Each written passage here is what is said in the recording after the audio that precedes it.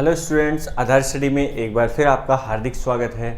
Students, आज की class में हम वही किरचॉफ के नियम को आगे बढ़ाने वाले हैं जो हमने पिछली क्लास में शुरू किया था। स्टूडेंट्स, हमने काफ़ी कुछ थ्योरेटिकल पोर्शन देख लिया था किरचॉफ के नियम का। आज हम उसको दोबारा से समझते हुए उस पर जो क्वेश्चन बन सकते हैं, जितने टाइप के क्वेश्चन बन सकते हैं, उनको डिस्कस करने वाले हैं। तो स्टूडेंट्स, वीडियो में अंत तक ज़रूर बने रहना, ध्यान से समझना, नोट्स बनाते हुए लिखना। आप लोगों को एग्जाम में बिल्कुल भी परेशानी नहीं आएगी। और स्टूडेंट्स, मैंने आप लोगों के लिए एमसीक्यू सीरीज में तैयार कर रहा हूँ, लगभग हो गई है। जैसे ही अपना थ्योरेटिकल पोर्शन कंप्लीट होगा, एमसीक्यू भी अपन स्टार्ट कर देंगे। तो अगर आप लोगों ने चैनल को सब्सक्राइब अभी तक नहीं किया तो सब्सक्राइब कर लेना। जैसे ही थ्योरेटिकल पोर्शन कंप्लीट होगा, फिजिक्स के एमसीक्यू में ले आऊँगा आप लोगों के लिए, तो आप लोगों की अच्छी प्रैक्टिस हो जाएगी। स्टूडेंट्स, आज की क्लास को शुरू करते हैं। तो हमने जो अपनी कल क्लास थी उसमें पढ़ा था किरचॉफ के नियम। क्या पढ़े थे स्टूडेंट्स? किरचॉफ, किरखॉफ, या जो भी आप लोगों के सिलेबस में लिखा हुआ है, किरचॉफ के नियम। देखो स्टूडेंट्स, थोड़ा जल्दी जल्दी रिवाइज कर देता हूँ। पहला जो नियम था, इसको अपन कहते हैं धारा का नियम। धारा का नियम, या इसी को कहते हैं संधि बिंदु नियम, या इसी को खुले परिपथ का नियम। और हमने इसको क्या कहा है? केसीएल कहा है। क्या कहा है? केसीएल, किरचॉफ्स करंट लॉ कहा है। दूसरा जो नियम था, यह है वोल्टता का नियम। वोल्टता का नियम, वोल्टता का नियम कह दो, चाहे इसे बंद परिपथ का नियम कह दो, लूप का नियम कह दो। और हमने इसको कहा है केवीएल। केवीएल का मतलब है किरचॉफ्स वोल्टेज लॉ। पहला जो नियम है वो धाराओं के लिए। किसके लिए? धाराओं के लिए। क्या था नियम? कि मान लो किसी परिपथ में कोई संधि बिंदु आ जाए। संधि बिंदु का मतलब, देखो एक परिपथ बनाता हूं मैं यहां पे।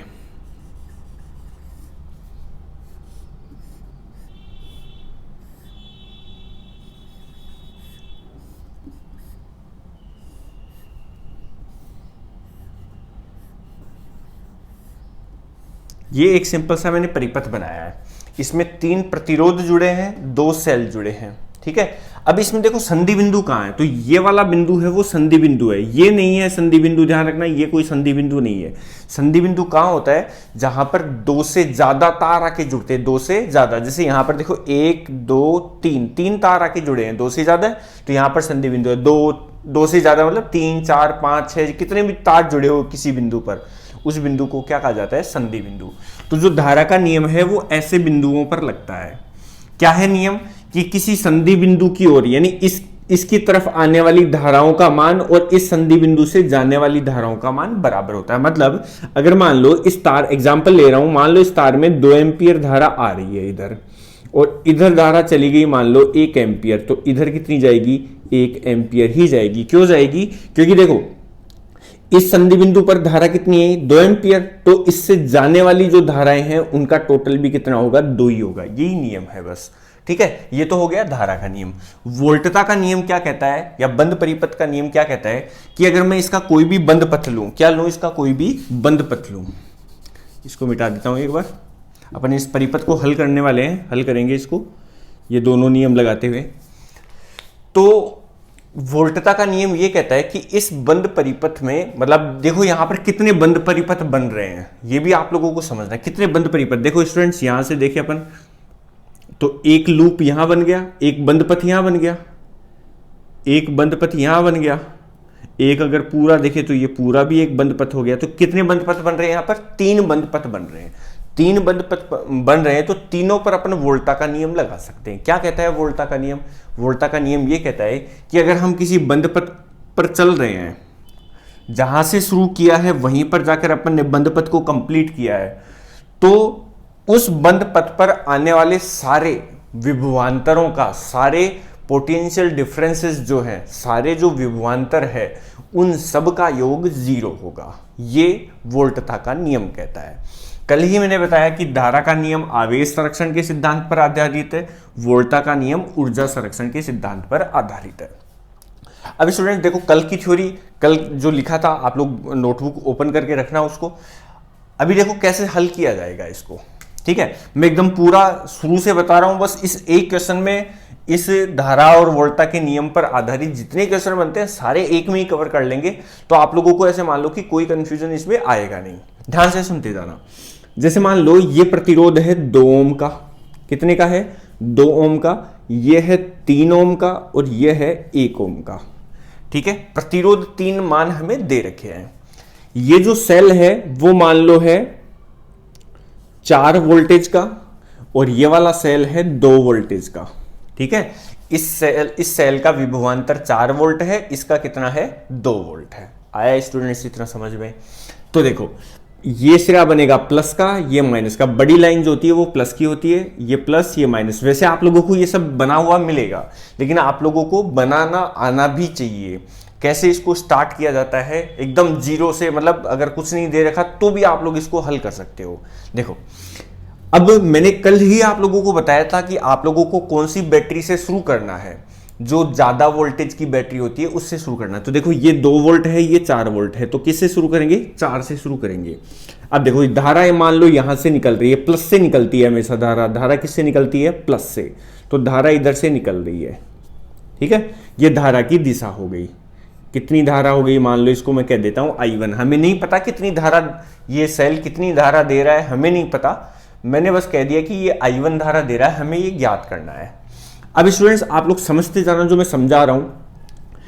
धारा का मान और दिशा तब तक नहीं बदलेगा जब तक कि इसको आगे कोई संधि बिंदु नहीं मिल जाता।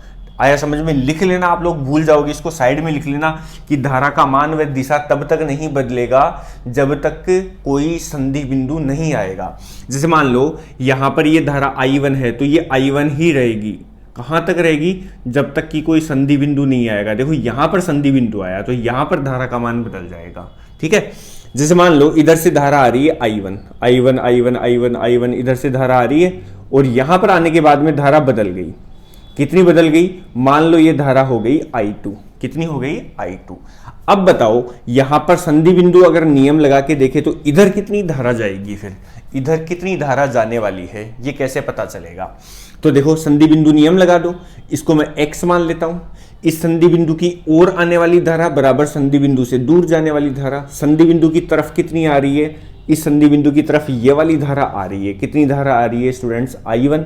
संधि बिंदु से दूर कितनी जा रही है? तो देखो एक तो जा रही है I2 और एक कितनी जा रही है संधि बिंदु से दूर, एक जा रही है x का मान निकाल लेंगे। x बराबर क्या आ जाएगा? I2 को इधर ले लेता हूं, I1 माइनस I2। तो इस जगह पर जो धारा होगी स्टूडेंट्स वो कौन सी होगी? I1 minus I2। अब ये धारा I1 माइनस I2 है, तो ये कब तक रहेगी? जब तक कि कोई संधि बिंदु नहीं आ जाता है। यहां तक I1 माइनस I2 रहेगी, फिर जैसे ये संधि बिंदु आया फिर बदल जाएगी धारा। ठीक है, ये I2 है, I2 ये I2 ही रहेगी। कब तक? जब तक कि कोई संधि बिंदु नहीं आएगा। देखो देखिए क्या बनती है, यहां पर संधि बिंदु का नियम देखते हैं। इस संधि बिंदु की तरफ कौन कौन सी धारा आ रही है? तो देखो इस संधि बिंदु की तरफ इधर से धारा आ रही है। कौन सी धारा आ रही है स्टूडेंट्स? I1 माइनस I2 संधि बिंदु की तरफ आ रही है। देखो ये भी I2 भी जो है वो भी घूम के इधर से संधि बिंदु की तरफ आ रही है, यानी प्लस I2। आने वाली धाराएं कौन कौन सी हो गई? I1 माइनस I2 और I2। बराबर जाने वाली धारा, देखो इधर से कितनी धारा निकल के गई, ये वाली धारा कितनी है? I1। कितनी है स्टूडेंट्स? I1। तो देखो इसका आंसर I1 आना चाहिए। तो I2 माइनस का I2 प्लस का कैंसिल हो जाएगा, क्या बच जाएगा? I1, और I1 ही इसका आंसर है यहाँ पे। ठीक है ना? तो इस तरीके से तो ये नियम लगाते हैं अपन। क्या लगाते हैं? नियम। अब देखो हमें क्या क्या पूछा जाता है, इसको भी मिटा देता हूं मैं।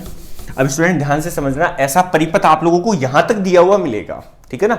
नहीं दिया हुआ मिले तो आप लोगों को मैंने समझा ही दिया है। वैसे यहां तक दिया हुआ आप लोगों को मिलने वाला है एग्जाम में, अगर क्वेश्चन मिलेगा तो इस पे।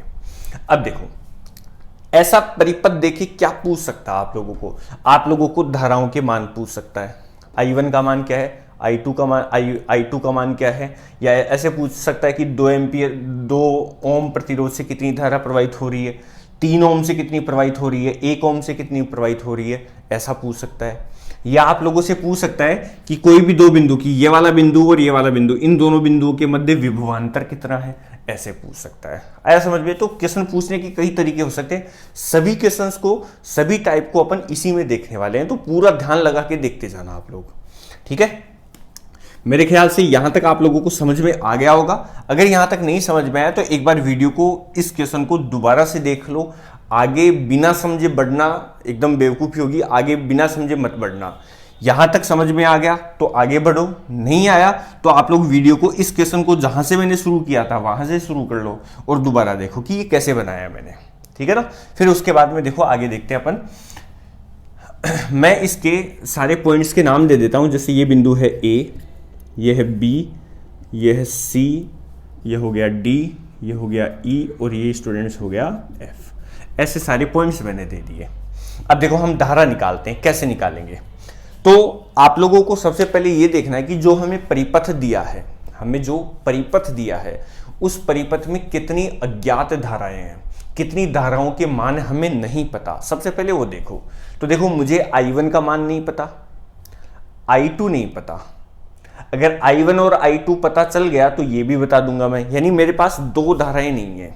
कितनी धाराएं अज्ञात है, कितनी धाराओं के मान नहीं पता मुझे, दो का। तो मुझे ये वोल्टता का नियम लगाने के लिए दो ही बंद पथ लेने पड़ेंगे। अगर दो अज्ञात धारा तो दो बंद पथ, एक अज्ञात धारा तो एक पथ, तीन अज्ञात धाराएं तो तीन बंद पथ लेने पड़ेंगे। अब अपने पास यहां पर कितनी अज्ञात धारा है, I1 और I2 दो हैं, तो हमें बंद पथ भी दो ही लेने हैं स्टूडेंट्स। देखो मैं लेता हूं, सबसे पहले इसको ऐसे हल करते हैं। देखो लूप का मतलब बंद पथ, लूप का मतलब क्या होता है, बंद पथ। लूप कोई भी एक ले लेते हैं, एक ये ले लेता हूं मैं, B C D E B, B C D E B में KVL, ये KVL किरचॉफ का वोल्टा का नियम, KVL लगाने पर देखो स्टूडेंट्स, कल मैंने आप लोगों को बता दिया था कि ये कैसे अप्लाई करते हैं, ठीक है, कैसे अप्लाई करते हैं। कल अगर आप लोगों ने समझा है तो अच्छी बात है, नहीं तो अभी मैं दोबारा बता रहा हूं, ध्यान से समझते जाना। देखो ये बंद पथ हमने डिसाइड किया, B से शुरू करेंगे और वापस B पे आके खत्म करेंगे। तो B से शुरू कर रहे हैं, B से किधर जाएंगे, C की तरफ, फिर D E और B की तरफ। तो B से जाएंगे C की तरफ। देखो सबसे पहले अगर आपने को बैटरी मिलती है, क्या मिलती है, बैटरी।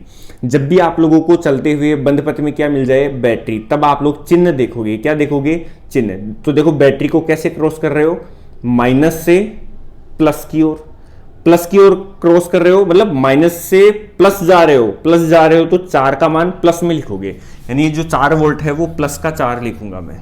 आया समझ में इतना। फिर आगे चलते जाओ, C के बाद में D की तरफ जाना है। जब भी आप लोगों को परिपथ में क्या मिल जाए, प्रतिरोध मिल जाए, क्या मिल जाए स्टूडेंट्स, प्रतिरोध। अब प्रतिरोध के लिए धारा की दिशा देखोगे, प्रतिरोध की कंडीशन में ध्यान रखना, केवल प्रतिरोध की कंडीशन में धारा की दिशा देखोगे। प्रतिरोध की कंडीशन में धारा की दिशा, अगर धारा की दिशा में चल रहे हैं अपन, कैसे चल रहे हैं, धारा की दिशा में चल रहे हैं तो माइनस लगाओगे, दिशा में चल रहे हैं तो क्या लगाएंगे स्टूडेंट्स, माइनस। अब माइनस के आगे क्या लिखेंगे, विभवांतर लिखना है, वोल्टा का नियम लगा रहे हैं तो वोल्टेज लिखना पड़ेगा। अब देखो इस प्रतिरोध के सिरों पर कितना वोल्टेज है वो कैसे पता चलेगा, तो ओम का नियम क्या था, V बराबर IR, यानी धारा को और प्रतिरोध को गुणा करो, वोल्टेज मिलेगा।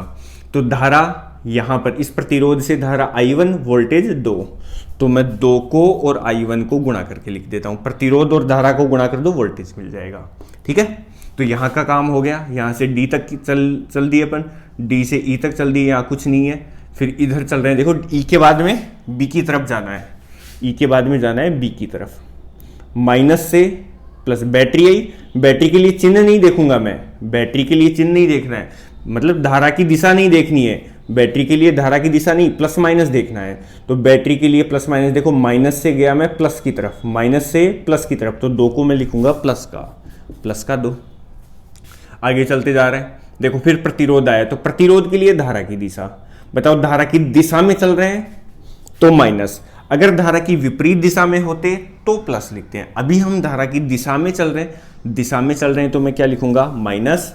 कितना विभवांतर है, तो यहां का प्रतिरोध 3 इंटू इसमें से धारा कितनी जा रही है, तो देखो इसमें से ये वाली धारा आ रही है, कितनी धारा आ रही है, I1 माइनस I2, तो यहां लिखूंगा मैं I1 माइनस I2, ठीक है। फिर जैसे ही जहां शुरू किया था वहां पर खत्म कर दिया अपन ने, तो बराबर 0 कर देंगे, बस इसको हल करना अपने को। तो देखो ये कितना हो जाएगा, माइनस का 2I1, इसको गुणा करो 3 को अंदर, माइनस 3 को I1 से गुणा किया तो माइनस का 3I1, माइनस 3 को माइनस I2 से गुणा किया तो माइनस प्लस हो जाएगा 3I2, माइनस 3 को माइनस I2 से गुणा किया तो प्लस 3I2 हो गया।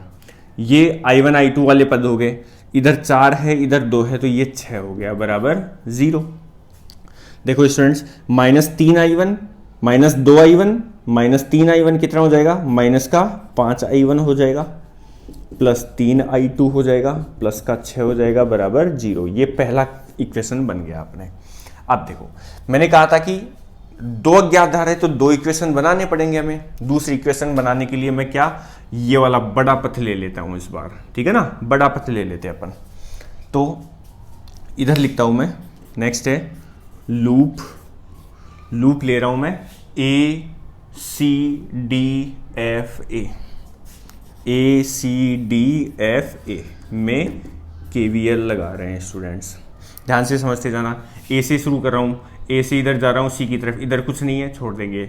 फिर बैटरी मिली अपने को, बैटरी मिली तो माइनस से प्लस की ओर गया तो 4 को लिखूंगा प्लस का 4 को किसको लिखूंगा, प्लस का, ठीक है। फिर इधर C तक पहुंचे, धारा की दिशा में क्या आता है, माइनस। प्रतिरोध की कंडीशन में धारा की दिशा देखोगे तो धारा की दिशा में माइनस, धारा कितनी I1, प्रतिरोध कितना 2, तो 2I1 हो गया ये, ठीक है। फिर D की तरफ गया, D से E की तरफ कुछ नहीं है, E से F कुछ नहीं है, F से फिर इधर चल रहा हूं तो देखो अभी मैं ये I2 ऐसे घूम के आ रही है, I2 धारा की दिशा, देखो प्रतिरोध मिल गया तो धारा की दिशा में चल रहे हैं अपन, धारा की दिशा में चल रहे हैं तो क्या आएगा, माइनस। अब धारा तो कितनी I2 और प्रतिरोध कितना 1 ओम, ठीक है। जहां से शुरू किया था वहीं कंप्लीट तो बराबर 0। फिर से सुन लो, यहां से शुरू कर रहा हूं, इधर कुछ नहीं है तो कुछ नहीं लिखेंगे अपन, बी से आगे चल रहा हूं, देखो सेल आया, सेल के लिए चिन्ह देखोगे, माइनस से प्लस की ओर गया तो 4 का मान प्लस का लिखा। फिर आगे चल रहे हैं अपन, आगे चलेंगे तो प्रतिरोध मिलेगा तो धारा की अगर दिशा में चल रहे हो तो माइनस, विपरीत दिशा में चल रहे हो तो प्लस। अभी अपन धारा की दिशा में चलेंगे, इधर धारा की दिशा में चलेंगे तो माइनस। ऐसा आप लोग ऐसा बिल्कुल मत करना कि सर ऐसे यहां तक तो ऐसे आ गए अपन सीधे अभी इधर से ऐसे चल लेते हैं, ऐसा नहीं। बस एक पथ को फॉलो कर रहे हैं तो उसी को फॉलो करते जाओगे, बीच में से ही नहीं घूमोगे आप लोग, ठीक है ना। तो ए से इधर चल रहे हैं, सेल को क्रॉस कर दिया, ये जो प्रतिरोध है, प्रतिरोध को क्रॉस करेंगे तो धारा इंटू प्रतिरोध, तो 2 इंटू I1 और चिन्ह माइनस का क्योंकि धारा की दिशा में है। फिर देखो इधर कुछ नहीं है छोड़ देते हैं, इधर कुछ नहीं है छोड़ देते हैं, इधर फिर से अपने को प्रतिरोध मिला तो धारा की दिशा, बताओ धारा की दिशा में ही आ रहे हैं अपन, धारा की दिशा में आ रहे हैं तो धारा इंटू प्रतिरोध, तो धारा इंटू प्रतिरोध कर लिया। फिर जहां से स्टार्ट किया था वहीं खत्म हो गए तो बराबर 0 लगा देंगे, ठीक है। अब देखो इसको भी सही से लिख देता हूं मैं, तो माइनस का 2I1 माइनस का I2 प्लस 4 बराबर 0, ये हो गया दूसरा समीकरण। अब स्टूडेंट्स ये दो अपने पास इक्वेशन मिल गए, दोनों इक्वेशंस को हल कर लेंगे। इक्वेशंस आप लोगों को हल करना आता होगा, देखो मैं दोनों को पास में लिखता हूं, माइनस का 5I1 प्लस 3I2 प्लस 6 बराबर 0। एक तो ये है और एक इक्वेशन ये है, minus 2I1 minus I2 plus 4 बराबर 0, ठीक है। अब देखो हमें क्या करना पड़ेगा, इनमें से या तो I1 को काटो या I2 को काटो, किसी को तो काटना पड़ेगा हमें। अब देखो काटने के लिए क्या करता हूं मैं, अभी ये मान बराबर, आप लोगों ने हल किया होगा, ऐसे इक्वेशंस आप लोगों को हल करने आते होंगे, बस वैसे ही हल कर लो। तो मैं क्या कर देता हूं, इस वाली इक्वेशन को, दूसरी वाली इक्वेशन को 3 से गुणा कर लेता हूं, तो यहां पर 3I2 हो जाएगा, तो प्लस का 3I2 और माइनस का 3I2 कैंसिल हो जाएगा। तो इस वाली इक्वेशन यानी सेकंड वाली इक्वेशन को मैं 3 से गुणा करके लिख रहा हूं, कितने से, 3 से। देखो स्टूडेंट्स इसको 3 से, पूरे समीकरण को 3 से गुणा करके लिखो, तो इसको 3 से गुणा किया तो माइनस का 3 दूने 6I1, इसको 3 से गुणा किया तो माइनस का 3I2 और इसको 3 से गुणा किया तो माइनस का 4 तिये 12 बराबर 0। सॉरी प्लस का है, प्लस का लिखूंगा, आया समझ में।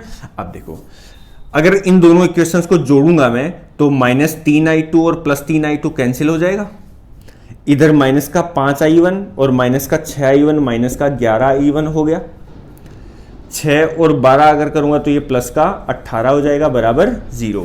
माइनस 11I1 इधर जाएगा तो प्लस का हो जाएगा, तो 18 बराबर 11I1। तो बताओ स्टूडेंट्स I1 बराबर कितना आ गया, 11 को इधर लेके आऊंगा तो बटे में 18 बटे 11 एम्पियर। ये आंसर आ जाएगा I1 का 18/11 एम्पियर I1 का मान आ गया। अब I1 का मान आ गया तो I1 चाहिए पहली इक्वेशन में या दूसरी इक्वेशन में किसी में भी रख लो, I1 का मान रखो I2 मिल जाएगा। मैं दूसरी में ही रख लेता हूं, दूसरी इक्वेशन छोटी है अपने पास, तो देखो लिखा हुआ है दूसरी इक्वेशन -2I1 -I2 +4 बराबर 0। ये दूसरी इक्वेशन है मेरे पास। I1 का मान निकाल लिया मैंने, I1 का मान यहां रखेंगे अपन, तो देखो क्या आएगा -2 I1 का मान 18/11 -I2 +4 बराबर 0। स्टूडेंट्स एक बार देख लेना कैलकुलेशन में कहीं मिस्टेक नहीं हो, ठीक है, नहीं तो आप लोग कहोगे कि सर गलत पढ़ा रहे हो। एक बार चेक करते जाना कि कहीं अपन जोड़ बाकी जो भी कर रहे हैं, गुणा भाग कर रहे हैं, वो सही करते जा रहे हैं। तो ये हो गया स्टूडेंट्स, 2 को 18 से गुणा किया 36/11 और किसका माइनस का -I2, या पहले इसको लिख देता हूं मैं, इसको लिख देता हूं प्लस का 4 और इस I2 को इधर भेज देता हूं, तो I2 इधर जाके किसका हो गया प्लस का हो गया, ठीक है ना। अब इसको अपन हल कर लेंगे, बताओ हल करेंगे तो कितना आएगा, 11 को 4 से गुणा किया 44 में से 36 गया, लघुत्तम लेते हैं ऐसे ही, अरे 11 लघुत्तम आया तो माइनस का 36 और प्लस का 44, ठीक है। बताओ कितना बचेगा ये, और इधर रह जाएगा I2, ये बचेगा स्टूडेंट्स देखो, ये हो जाएगा 14 में से 6 गए तो 8 ही बचेंगे बस, 4 और 4 8 बचेंगे, 8/11। ये किसका मान आ गया I2 का एम्पियर में। तो I1 का मान 18/11, I2 का मान 8/11। आप लोग इसको लिख लो, एक बार दोबारा प्रैक्टिस कर लेना, फिर आगे का स्टेप मैं इसमें बता रहा हूं, ठीक है। स्टूडेंट्स लिख लेना, इसको पोज करके लिख लेना, मैं आगे बता रहा हूं। अब देखो अपने पास इस परिपथ में किरचॉफ के नियम से 2 मान निकल के आ गए। कौन सा, एक तो I1 ज्ञात हो गया हमें, I1 कितना ज्ञात हुआ 18/11 एम्पियर। एक I2 ज्ञात हो गया हमें, I2 ज्ञात हुआ कितना 8/11 एम्पियर, ठीक है स्टूडेंट्स। तो अगर मान लो मुझे पूछा होता, क्वेश्चन में पूछा होता है, ऐसे परिपथ देखिए कि 2 ओम प्रतिरोध से प्रवाहित धारा ज्ञात करो। 2 ओम प्रतिरोध से प्रवाहित धारा कितनी है, तो देखो 2 ओम प्रतिरोध से कौन सी धारा जा रही है, I1 जा रही है। I1 अपन ने निकाला 18/11 एम्पियर, इसका आंसर हो जाएगा। मान लो मुझे पूछा होता कि 1 ओम प्रतिरोध से कितनी धारा प्रवाहित हो रही है, तो 1 ओम प्रतिरोध से देखो इधर से धारा आ रही है कौन सी I2 आ रही, तो I2 का मान कितना है 8/11 एम्पियर, ठीक है। अगर मान लो मुझे पूछा होता कि 3 ओम प्रतिरोध से बताओ कितनी धारा है, तो 3 ओम प्रतिरोध में देखो ये वाली धारा आ रही है, ये धारा कौन सी है I1 -I2, तो मैं इसको हल करूंगा ऐसे I1 -I2। बताओ I1 का मान 18/11 माइनस I2 का मान 8/11, अगर घटाएंगे तो कितना हो जाएगा, बताओ कितना हो जाएगा स्टूडेंट्स, ये हो जाएगा 18 - 8 10/11 एम्पियर, तो इसमें हो जाएगी 10/11 एम्पियर, ठीक है ना। तो एक क्वेश्चन तो ऐसे मिल सकता है अपने को, आया समझ में, ध्यान से समझ लेना, दोबारा प्रैक्टिस कर लेना, ये ऐसे ही हल होता है, ठीक है। अब अपन आगे देखते हैं, एक टाइप तो ये हो गया। अब दूसरे टाइप का क्वेश्चन जो इसमें पूछा जाता है, मिटा दो इसको,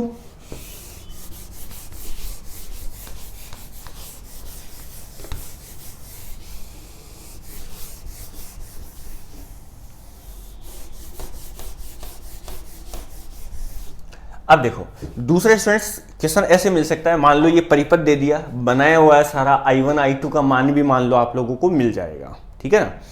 आप लोगों को क्या पूछ लेंगे कि बिंदु A और D के बीच में कितना पोटेंशियल डिफरेंस है, कितना विभव का अंतर है, कितना विभवांतर है A और D के बीच में, A और E के बीच में, A और B के बीच में, ऐसे किसी के लिए भी पूछ लेंगे। कोई भी 2 बिंदु C और F के बीच में बताओ, B और D के बीच में बताओ, B और E के बीच में बताओ, ऐसे कोई भी 2 बिंदु दे देंगे, पूछ लेंगे कि इन दोनों बिंदुओं के बीच में कितना विभवांतर है।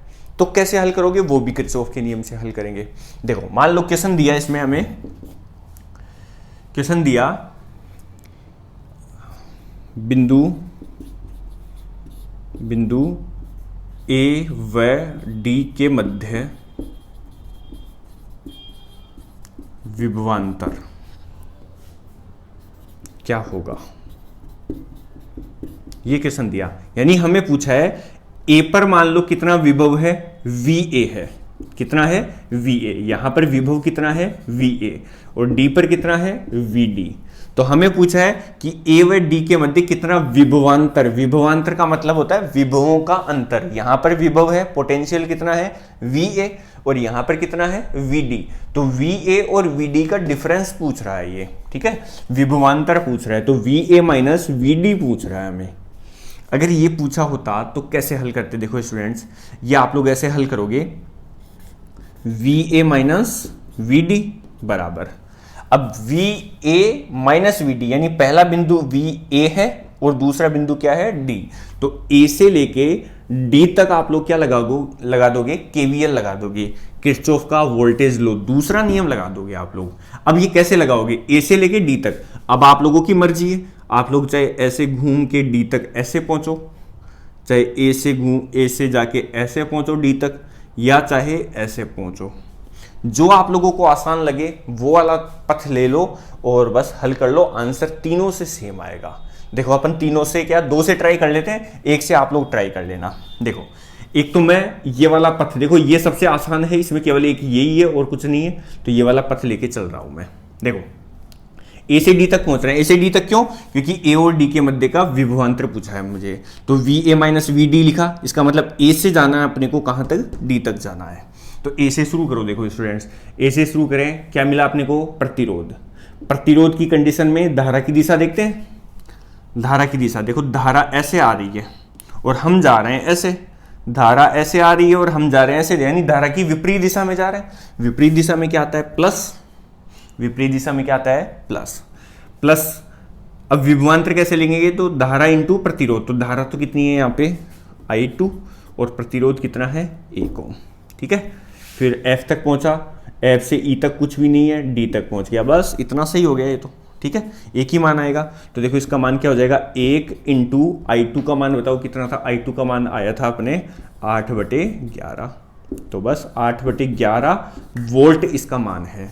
VA माइनस VD कितना है, 8/11 वोल्टेज है, ठीक है ना, यहाँ का और यहाँ का विभवांतर है 8/11। एक और ट्राई करते हैं, ठीक है, एक और ट्राई करते हैं, इस बार पथ अलग लेते हैं। मैं ये वाला पथ ले रहा हूं, यहां से लेके यहां तक का पथ ले रहा हूं, आप लोग इससे ट्राई करके देखना, देखिए ऐसे ऐसे ऐसे ट्राई करके देखना आप लोग, मैं इससे ट्राई कर रहा हूं।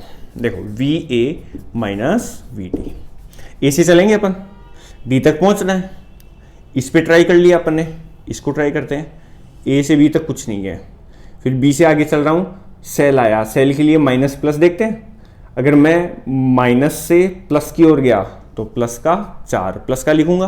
फिर आगे चलते हैं, प्रतिरोध आया, प्रतिरोध के लिए धारा की दिशा, धारा की दिशा में चल रहे हैं, दिशा में चल रहे हैं तो माइनस, आगे क्या लिखूंगा, धारा इंटू प्रतिरोध, तो ये प्रतिरोध हो गया और ये धारा हो गई। फिर यहाँ तक पहुँच गए, बस इतना ही का हल करना। आगे हल करते हैं, देखो 4 - 2 इंटू I1 कितना है स्टूडेंट्स, I1 देखो कितना है 18/11, 18/11। आगे हल कर लो, 4 माइनस 18 दूने 36/11 हो गया। 11 को 4 से गुणा करोगे 44, 44 में से 36 गया, 44 में से 36 गया तो 8 और बटे में कितना है 11, वोल्टेज विभवांतर आ गया। इसमें भी यही आया था, इसमें भी यही है। आप लोग अगर इससे ट्राई करके देखोगे तो इससे ट्राई करके देख लेना, यही आंसर आएगा, बस सही तरीका लगाना, ठीक है ना। तो अगर हमें किसी परिपथ में, किसी भी परिपथ में दो बिंदुओं के बीच में विभवांतर पूछा हो तो भी अपन किससे ज्ञात कर सकते हैं, किरचॉफ के वोल्टा के नियम से ज्ञात कर सकते हैं। स्टूडेंट देखो एक और ट्राई करके बता देता हूं, मान लो आप लोगों को पूछा होता कि B व E के मध्य विभवांतर, ये पूछा होता मैं, B व E के मध्य विभवांतर, यानी B बिंदु पर विभव मान लो कितना है VB, E बिंदु पर विभव कितना है VE, दोनों का अंतर ले लेंगे, विभवांतर विभवों का अंतर, VB माइनस VE निकाल लेंगे। अब मुझे क्या करना है, B से E तक पहुंचना है। कैसे ही पहुंचे अपन, B से E तक पहुंचना है, चाहे ऐसे घूम के आओ, चाहे इधर से घूम के आओ, चाहे ऐसे सीधा सीधा हो, ठीक है ना, एक ही माना ना है। तो आप लोग ट्राई करके देखना, ठीक है। मेरे ख्याल से तो यही आंसर आएगा, क्योंकि आप लोग सोच रहे हैं इधर कोई प्रतिरोध नहीं है तो A और B एक ही सेम विभव पर रहेंगे, डी और ई के बीच में कोई कुछ भी नहीं लगा होता है, यहाँ सेम विवो पर रहेंगे, तो सेम ही वही 8/11 ये आंसर आना है। आप लोग ट्राई करके देखना है इसको। अब स्टूडेंट्स, एक तो हमें धारा पूछ सकते हैं, धारा बता दिया मैंने कैसे निकालना है। दो बिंदुओं के मध्य विभवांतर पूछ सकते हैं, विभवांतर बता दिया मैंने कैसे हल होगा। अब देखो और क्या पूछा जा सकता है इन नियमों के बारे में। इन नियमों में बस इतना ही है, बस ये होगा कि इस नियम पर अगर डायरेक्ट क्वेश्चन नहीं आएगा तो आप लोगों को कहीं ना कहीं ये अप्लाई करना पड़ जाएगा, तब आप लोगों को ये आना चाहिए। ठीक है, एक क्वेश्चन मैं और दे देता हूं आप लोगों को, आप लोग प्रैक्टिस करना उसकी। देखो इसको लिखना चाहो तो लिख लो, फिर मैं मिटा रहा हूं।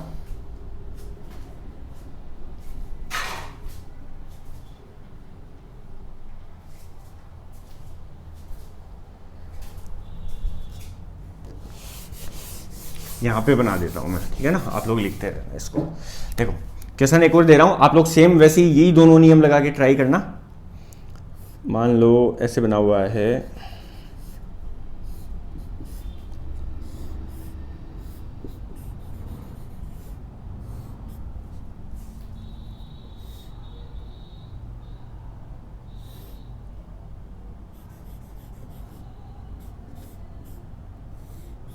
ऐसे एक परिपथ बना हुआ है, यह है 1 ओम, यह है 2 ओम, यह है 3 ओम, यह है 10 वोल्ट, यह है 5 वोल्ट और यह है 2 वोल्ट।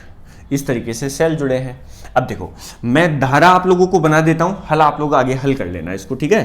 देखो धारा बना देता हूं, सबसे पहले आप लोग बैटरी के चिन्ह बनाया करो, plus minus plus minus plus minus, बड़ी लाइन प्लस की, छोटी लाइन माइनस की। अब धारा बनाना कहां से शुरू करोगे, ज्यादा वोल्टेज की बैटरी, ज्यादा वोल्टेज की देखो 10 है, 5 है, 2 है, तो ज्यादा वोल्टेज की 10 हो गई। 10 में धारा कहां से निकालोगे, माइनस से या प्लस से? प्लस से निकालनी है, धारा हमेशा प्लस से प्रवाहित होती है, तो ये धारा इधर से निकल के आएगी, ऐसे आ गई धारा। अपने नाम से, अपने हिसाब से नाम दे दो इसको, मैंने कह दिया I1 है, ये पता नहीं है हमें, I1 है। अब I1 धारा देखो, ये कब तक I1 रहेगी, जब तक कि संधि बिंदु नहीं आएगा। तो यहाँ पर संधि बिंदु आया, यहाँ पर धारा बदल जाएगी स्टूडेंट्स, ठीक है।